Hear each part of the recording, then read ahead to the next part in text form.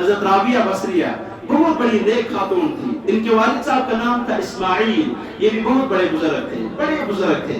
ان کے بارے میں آتا ہے جس وقت حضرت رابعہ بصریہ کی ولادت قریب تھی, بالکل اب دنیا میں آنا تھا, اس وقت بیوی نے اسماعیل سے کہا, اپنے شوہر سے, یعنی رابعہ بصریہ کے والد صاحب سے کہا, شوہر میاں گھر میں تو تیل بھی نہیں ہے جس سے ہم چراغ چلائیں, لائٹ کا انتظام نہیں ہے, کم سے کم کہیں سے تیل کا انتظام تو کر. بیوی نے کہا کہ تیل نہیں ہے چراغ جلانے کے لیے, ولادت بالکل قریب ہے, پین بہت زیادہ ہو رہی ہے, تکلیف میں ہوں, کہیں سے تیل کا انتظام کرو, لائٹ کا کچھ انتظام ہو جائے.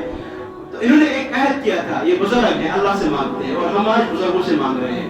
رابعہ بصریہ کا والد صاحب اسماعیل, حضرت اسماعیل رحمۃ اللہ علیہ, اللہ سے ایک عہد کیا تھا, اللہ میرا سر آج تک کہیں نہیں جھکا, اور میں نے رابعہ بصریہ, ان کے والد صاحب سمجھ گئے میرے بیوی تکلیف میں ہے, اگر انہوں نے کہا کہیں سے تیل لاؤ پڑوسی سے, میں انکار کیسے کر سکتا ہوں, میری بیوی اتنی تکلیف میں ہے, میں تو انکار نہیں کر سکتا ہوں. تو ان کے حکم مان کر باہر چلے گئے ایک پڑوسی کے دروازے پر, اور عہد کیا تھا کہ میں نے اللہ سے علاوہ کسی سے نہیں مانگنا.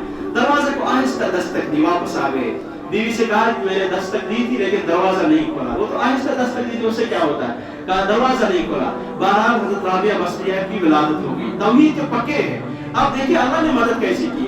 بصرہ کا حاکم اس وقت مسلمان تھا. جب ولادت ہوگی رات کے وقت بصرہ کا حاکم بادشاہ بھی سویا ہے. بادشاہ کو زیارت خواب میں ہوئی محمد رسول اللہ صلی اللہ علیہ وسلم کی. ہمارے پیغمبر فرماتے ہیں بصرہ کے حاکم بادشاہ ہر جمعرات, ہر برسات سانس درود میں بیٹھ سوئے گا.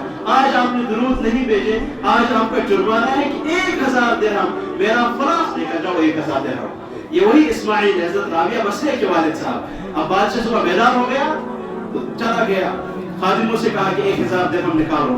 نکالا, خود اٹھائے.